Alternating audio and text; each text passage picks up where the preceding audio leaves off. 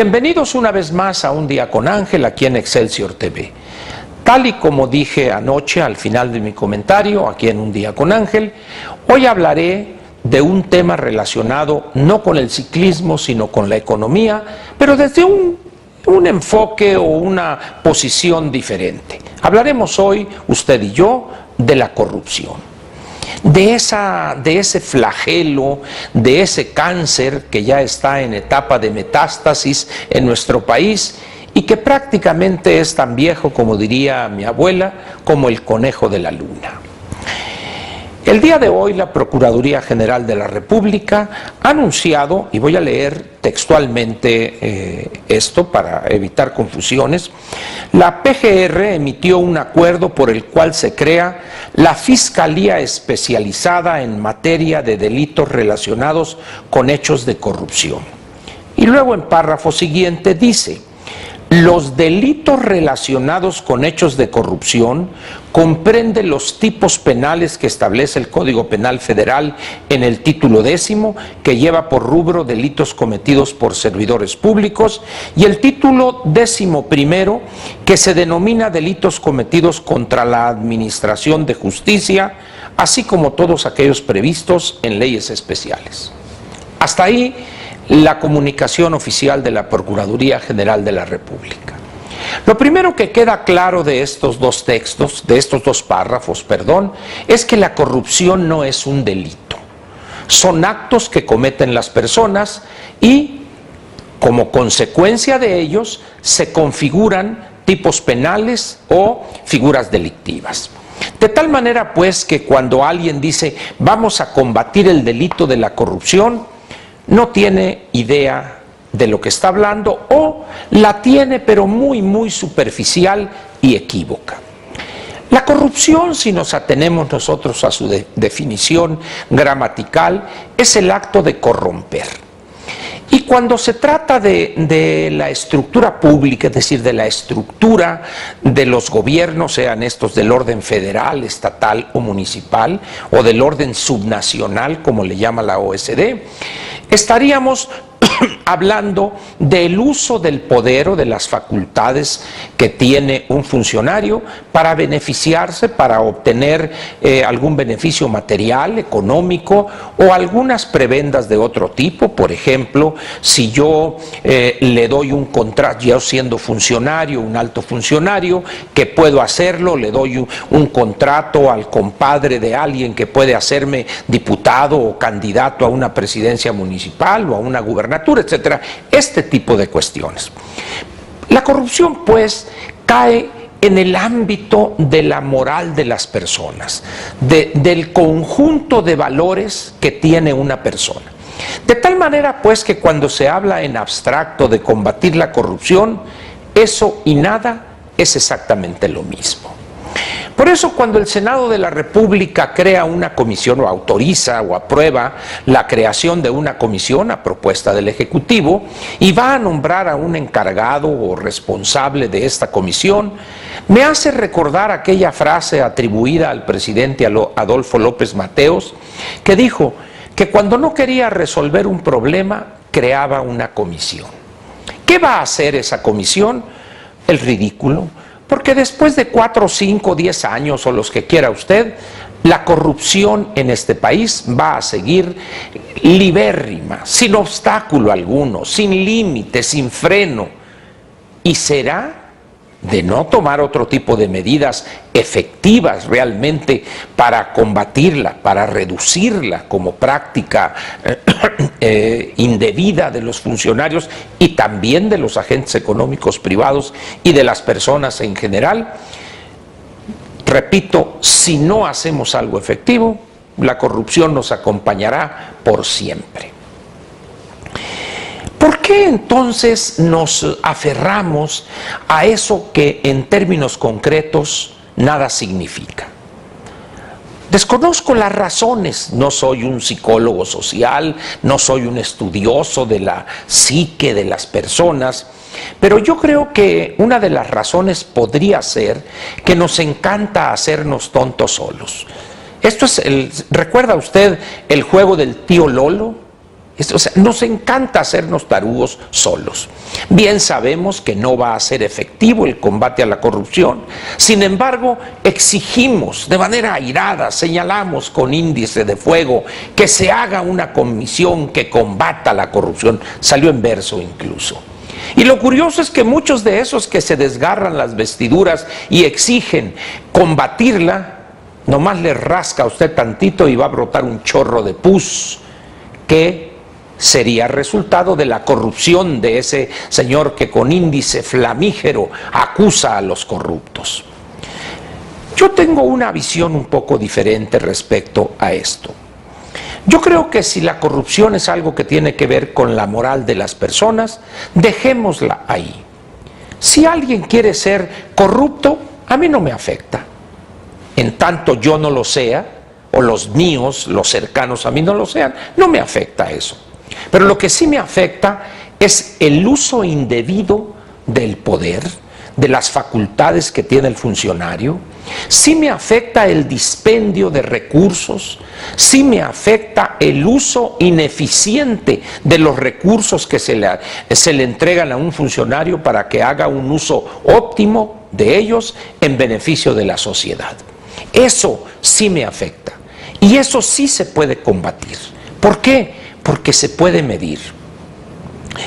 La gente dice, es común, fíjate, entró pobre, entró fregado a ese puesto y salió multimillonario. Bueno, ¿y con esa comisión cree usted que ya no va a salir multimillonario? Probablemente ya no salga porque no puede manejar presupuesto o no tiene facultades esa persona. Pero no porque se haya convertido en un individuo de moral intachable, impoluto. No, eso no existe en la realidad.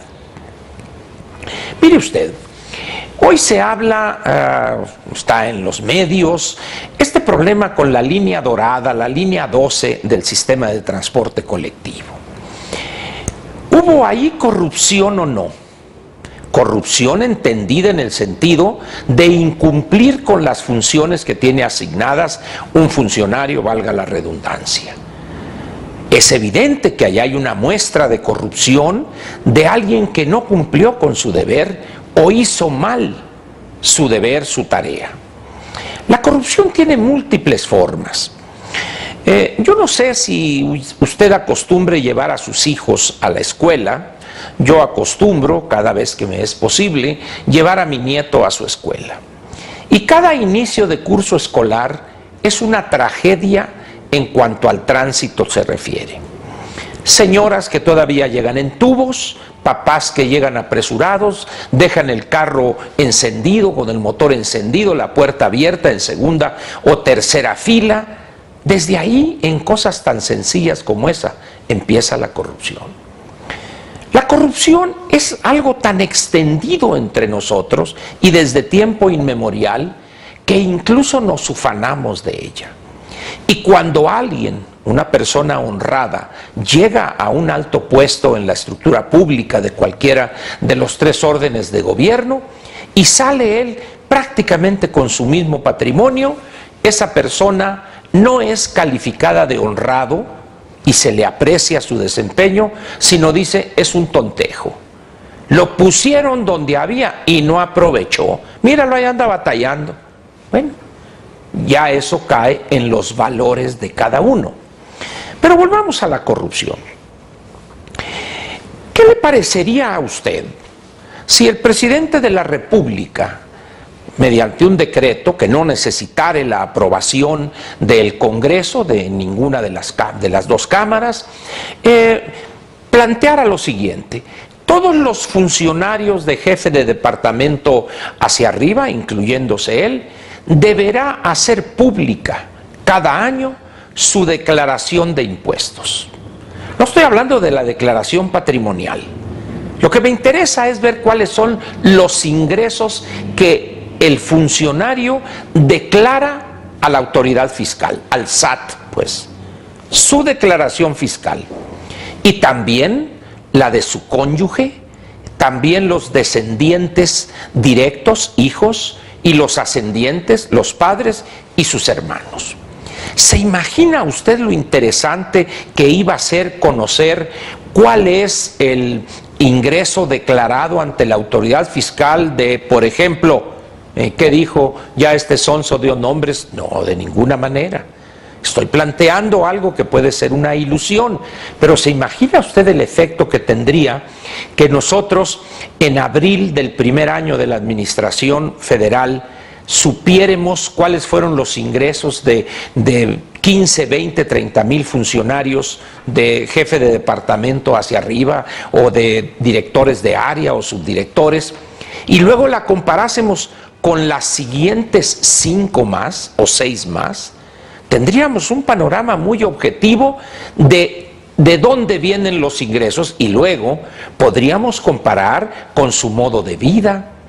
Oye, ¿cómo le hizo este subsecretario que envió a sus 2 hijos a estudiar una maestría a Inglaterra, les rentó allá un departamento, tiene 3 carros de lujo en su casa, una casa en Acapulco y otra en Iztapa, o etcétera? Es decir, no necesitamos la declaración patrimonial, que cuántas casas tiene, cuántos cuadros. No, necesitamos ver los ingresos y de todos los que lo rodean. De esa forma estaríamos al menos haciéndoles más difíciles las cosas. La corrupción, pues, tiene una serie de salidas que parece, como dicen en mi tierra, cerco viejo, o cerca vieja, dirían aquí.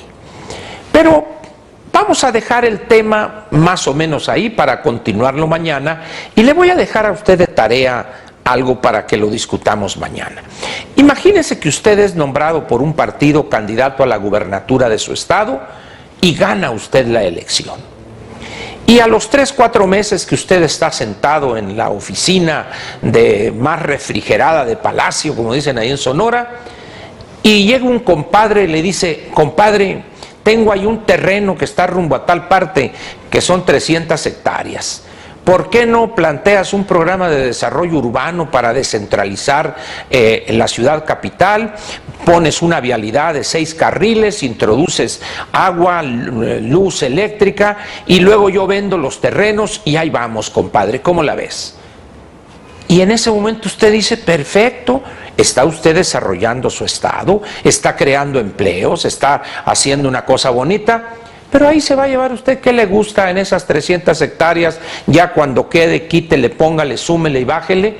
¿Qué le gusta? 150 millones de pesos de un compadre agradecido. De esas nuevas formas de corrupción vamos a hablar el día de mañana, para que vea usted lo difícil que es combatir la corrupción cuando solamente se dice así: vamos a combatir la corrupción, en vez de decir vamos a utilizar de manera eficiente los recursos públicos. De eso hablaremos mañana. Yo le agradezco su atención en este primer programa que dedicaremos al tema de la corrupción, y lo espero mañana aquí en Un Día con Ángel en Excelsior TV. Muchas gracias y buenas noches.